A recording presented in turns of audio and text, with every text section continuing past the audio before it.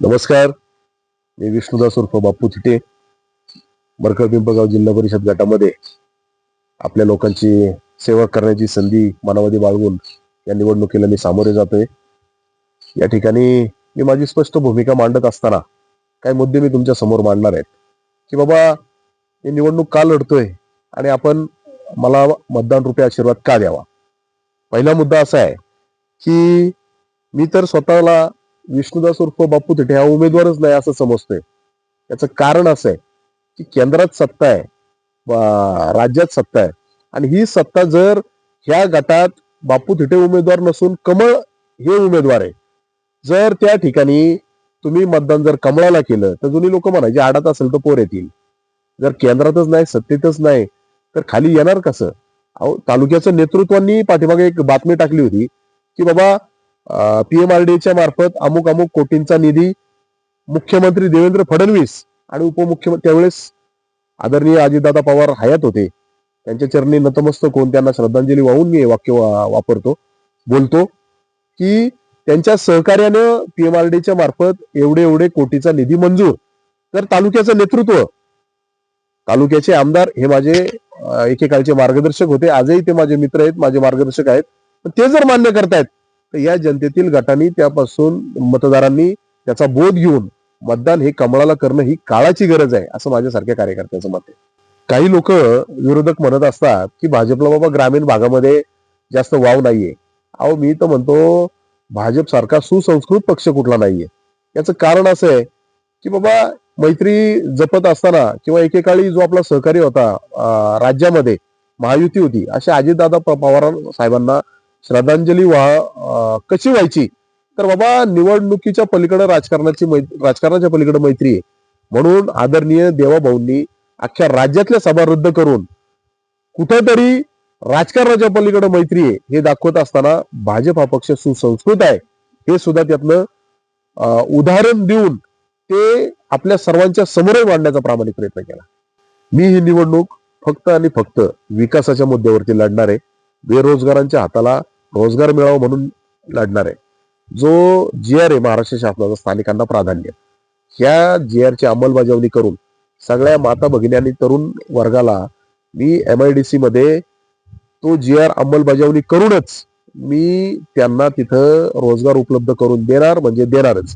याच्या पुढे जाऊन सांगतो, मला एक सांगा, आता आमचे जे 2-3 उमेदवार आहेत यांनी देवदर्शन, कुठं खेळ पैठणीचा हे कार्यक्रम राबवून ह्याचा आणि विकासाचा काय संबंध, लांब लांब तरी संबंध आहे का.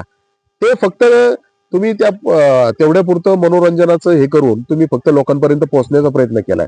मला चमकोगिरी अजिबात करायची नाही. मला मूळ प्रॉपर काम करायचंय आणि माझ्या माता भगिनींना आणि माझ्या तरुण वर्गाला सर्वांना एवढं सक्षम बनवायचंय की त्यांना स्वयंभू पद्धतीमध्ये कुणाकडे हात पसरायला लागले नाही पाहिजे.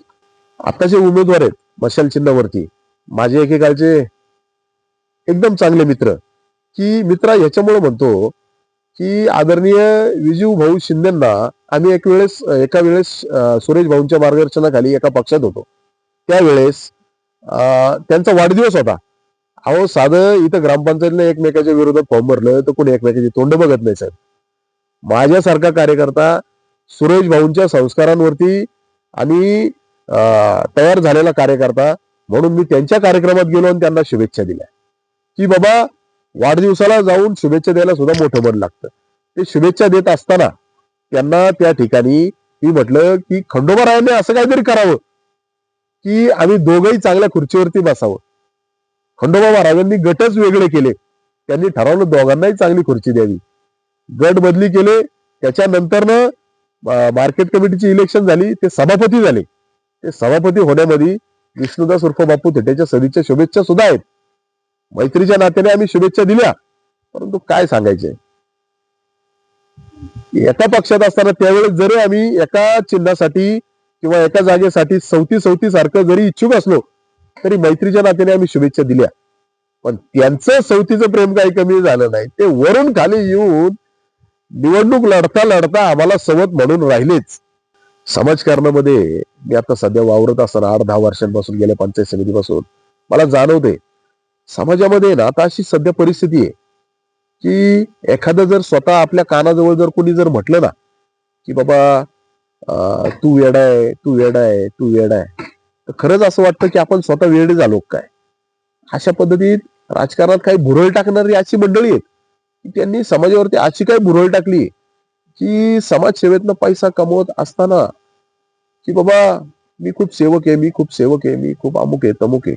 पण माझा एक तुम्हाला प्रश्न आहे आणि अख्ख्या या मरकळ पिंपळगाव जिल्हा परिषद गटातील तमाम मायबाप जनतेला प्रश्न आहे की बाबा सेवक कधी पैसे किंवा कमिशन घेतो का.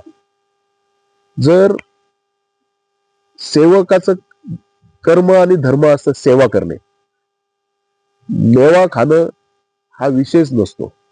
म्हणून जे कोणी असं सेवक म्हणून कुठं मिरवत असतील किंवा पाठीवरती लोगो लावत असतील तर तो माझी त्या आदरणीय उमेदवारांना विनंती आहे की बाबांनो तुम्ही तेवढा तो सेवक नावाचा शब्द काढून टाका आणि तुमचं चाललंय ते चालू दे, त्याला माझ्या शुभेच्छा आहेत. समाजकारणामध्ये किंवा गेल्या 8-10 वर्ष राजकारणामध्ये मी वावरत असताना माझ्या आयुष्यात सगळ्यात मोठी चूक जर घडली असेल ती माझ्याकडनं घडलेली की बाबा मी समाजकारण करताना कधी स्वार्थ नाही पाहिला. मी कधी गोरगरिबांची बिलं कमी करत असताना मी डॉक्टरांशी किंवा हॉस्पिटलची हुज्जत घालण्याच्या ऐवजी जर मी त्यांच्याशी साठलोट केलं असतं ना तर मला असं वाटतं आज माझं बंगल्याचं काम पूर्णही झालं असतं आणि धनधाडग्यांच्या यादीमध्ये या सगळ्यांच्या यादीमध्ये माझंही नाव आलं असतं. आज आपल्या सर्वांचं कुलदैवत असणारं खंडोबाराया हे या खंडोबारायांची पहिली ओळख ही दावडी निमगाव होती. परंतु ह्या निमगावकरांचं किंवा शिंदे परिवाराचं असं एक स्वभाव आहे की देवावरती सुद्धा त्यांचंच प्रभुत्व पाहिजे, त्यांच्याच कोंबड्यांनी पाड झाली पाहिजे. म्हणून यांनी दावडी निमगाव मधला दावडी शब्द काढून टाकला, फक्त निमगाव खंडोबा ठेवला. का बरं असं? दावडी निमगावची अडचण काय? जर तुम्हाला दावडीची एवढीच अडचण आहे ना तर मग तुम्ही स्वतः तुमचा गट सोडून एकतर आमच्या गटामध्ये आलात आलात तर आलात, मग तुम्हाला दावडीची मतं का पाहिजेत. दुसरा एक मुद्दा असा की त्या निमगाव मध्ये असा एक अलिखित नियम आहे की बाबा दुसरा कुठलाही ठेकेदार त्या ठिकाणी येणार नाही, सगळी जी ठेके आहेत ते ह्याच शिंदे परिवाराला पाहिजेत. मग तुम्ही तिकडनं सोडून इकडे येताय, आल्याच्या नंतरनं तुम्हाला मग फक्त निमगावचीच मतं तुम्ही तिथं मर्यादित राहायचं ना. तुम्हाला या बाकीच्या गावांची मतं लागतात. मग त्या बाकीच्या तरुणांना किंवा ठेके घेणाऱ्यासाठी जर कुणी आलं तर त्यांना तुम्ही सवतीच्या पोराची वागणूक का देता. बरं, प्रत्येक ठिकाणी खेळ पैठणीच्या ठिकाणी आदरणीय विजूभाऊ शिंदे म्हटले की बाबा ह्या सगळ्या एकंदरीत निवडणूक झाल्याच्या नंतरनं महिला सक्षमीकरणासाठी मी काम करणार. अहो सक्षमीकरण तुम्ही मला सांगा, ह्या 52 कुटुंबांमध्ये माता भगिनी नव्हत्या का? तुम्ही त्या कामगारांना कामावरनं काढून टाकून युनियन तोडून ह्या माता भगिनींना काय म्हणतात त्याला मगाशी म्हटलं तसं सगळ्याच बाजूने लाथा घालण्याचं काम केलं ना. सक्षमीकरण तर बाजूला राहिलं. आज या गटामध्ये 4 उमेदवार आहेत. एक समजा शिंदे परिवारातील आहे, एक लांडे परिवारातील आहे, एक थिटे परिवारातील आहे आणि चौथा आहे ते मोहिते परिवारातील या शेलपिंपळगावचे सरपंच असणारे शरद मल्हारराव मोहिते पाटील. सरपंच पद हे त्याचा अर्थ असा आहे की शेलपिंपळगावचं प्रथम नागरिक. तर मला असं वाटतं की मग ह्याच्यामध्ये जर तुम्ही हे पद भूषवत असताना जर या ठिकाणी झालेल्या विकासाचं सुद्धा समजा तुम्ही श्रेय घेणार असाल किंवा पदाचं श्रेय घेणार असाल तर जी या ठिकाणी प्रदूषण किंवा घाणीचं जे निर्माण झालेलं आहे ह्याचं सुद्धा श्रेय तुम्हीच घेतलं पाहिजे. आज पिंपळगावची ओळख अशी झाली आहे, माझा एखादा मित्र समजा चाकणवरून आळंदीवरनं येताना जर म्हटलं अरे मी पिंपळगावला राहतोय बापू तिथे, पिंपळगावला राहतोय अमुक अमुक ठिकाणी, तर ते समोरून सांगतायत पूल ओलांडल्याच्या नंतरनं जी घाणीचा वास लागतो त्याच्या पुढचा चौक म्हणजे पिंपळगाव का. मग आता तुम्ही मला सांगा, पिंपळगावची जर अशी ओळख झाली तर मग हे घाणीचं श्रेय सुद्धा त्यांनी घेतलं पाहिजे. आणि ज्यांना गावाचं नियोजन जर असं झालंय तर ते गटामध्ये काय काय करतील हे भगवंताला माहिती. तर आता सध्या सोशल मीडियाला पाहतोय की प्रचार यंत्रणा करताना यांनी आश्वासन असं दिले की भविष्यामध्ये सुपर स्पेशालिटी हॉस्पिटल आम्ही तयार करणार. हे कुणीतरी म्हणण्यापेक्षा बाबा शिंदे पाटलांनी ते दिसतंय मला सोशल मीडियाद्वारे त्या ठिकाणी सांगतायत ते. तर माझं तर वैयक्तिकरित्या असं मत आहे, अरे बाबा, लोकांना आजारी पाडण्यापेक्षा तुम्ही माझ्यासारखं, जसं मी माझ्या वचननाम्यात दिलंय, तुम्ही कुस्ती संकुल बांधा, क्रीडा संकुल बांधा. अहो, जर शरीर तंदुरुस्त, बांधा जर भक्कम झाला तर ते आजारीच पडणार नाहीत ना. त्यांना कशाला तुम्ही दवाखान्याची पायरी चढवायला लावता? आणि ती पायरी चढवून त्याच दवाखान्याच्या नावाखाली काही मंडळी सेवक म्हणून परत त्यांना मेवा खायची संधी कशासाठी देता? गेल्या मुलाखतीमध्ये मी सांगताना सांगितलं होतं की बाबा, ह्या गटातील जनता ही शुद्ध आणि महास्वाभिमानी आहे. त्या अनुषंगानं बाबा, जनशक्ती विरुद्ध धनशक्ती. तर आता बघा, आताच्या सिच्युएशनला जे माझ्या कानावरती येतंय, त्या धनशक्तीचा प्रचंड मारा करून घरोघरी लक्ष्मी दर्शन तर यांचं झालेलं आहे.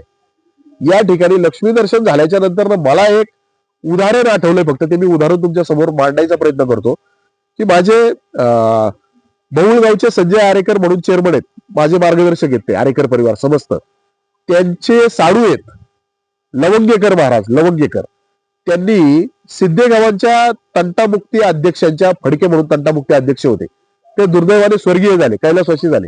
त्यांच्या दशक्रियेमध्ये उदाहरण दिलं होतं की बाबा, एक राजा होता, एक पूर्ण राज्याचं त्याला वाटलं की लोकशाही मार्गाने निवडणूक लढवावी. ती निवडणूक लढवताना तो पूर्ण राज्यात गेला. त्या राज्यात एक वेश्यावस्ती होती. त्या वेश्यावस्तीमध्ये जाऊन त्यांनी सांगितलं, ए चल, ते 2,000 घे, कोण म्हटलं 5,000 घे, पण मत हे मलाच झालं पाहिजे. वेश्या त्यावेळेस वेश्या म्हणाली की बाबा महाराज, इथं शरीर विकलं जातं, शरीर, इथं मन आणि मत विकलं जात नाही. मग मला आता पाहायचंय 7 तारखेला की हे सगळे शुद्ध मतदार प्रचंड स्वाभिमानींच्या यादीमध्ये बसतायत का वेश्याच्या यादीमध्ये. महाराष्ट्रातील ताज्या घडामोडी पाहण्यासाठी आजच आपल्या News15 मराठी या चॅनलला यूट्यूबवर सबस्क्राईब करा. तसेच इंस्टाग्राम आणि ट्विटरवर फॉलो करायला विसरू नका. News15 मराठी, आवाज जनसामान्यांचा.